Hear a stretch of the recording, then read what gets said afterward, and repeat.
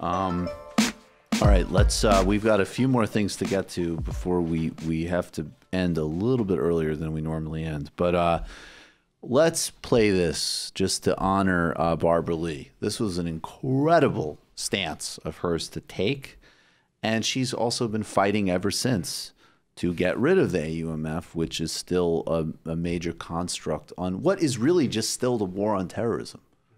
I mean, they retired that rhetoric, but that is the global hegemonic frame, from the Patriot Act to mass surveillance to the drone programs to the complete power of the executive branch to unaccountably wage war across the globe, Yemen, Pakistan, Somalia, and this horrifying escalation in Iran. To say this, September 14th, 2001, in that environment, that type of bloodlust, that type of complete uniformity of opinion is stunning. And so we should honor Congresswoman Barbara Lee.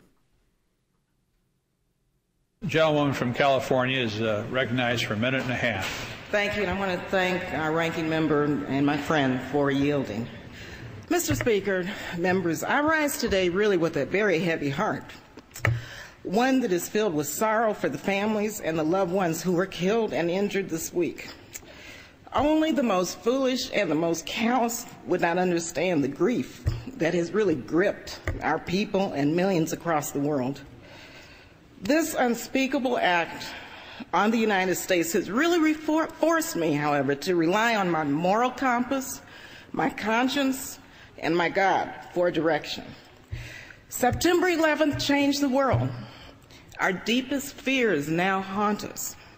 Yet I am convinced that military action will not prevent further acts of international terrorism against the United States. This is a very complex and complicated matter. Now, this resolution will pass, although we all know that the president can wage a war even without it. However difficult this vote may be, some of us must urge the use of restraint. Our country is in a state of mourning. Some of us must say, let's step back for a moment. Let's just pause just for a minute and think through the implications of our actions today so that this does not spiral out of control.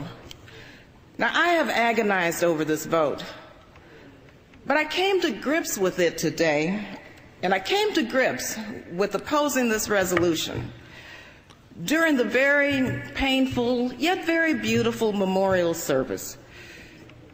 As a member of the clergy so eloquently said, as we act, let us not become the evil that we deplore.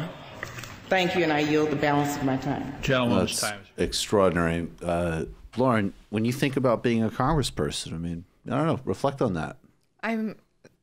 So watching her and hearing her words, especially given the timing of when she said this, that takes incredible, and she was so rooted in her morals. And that's exactly how people should enter Congress, knowing exactly what they represent and what they stand for and not deviating from that.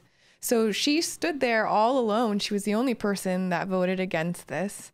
And if everybody had listened to her, we wouldn't have been able to attack and kill. I think the total is up to 16 people right now through our actions with Iran in the last couple of days. And it's terrifying. And we should never allow something like this AUMF to exist in the future ever again. Yeah.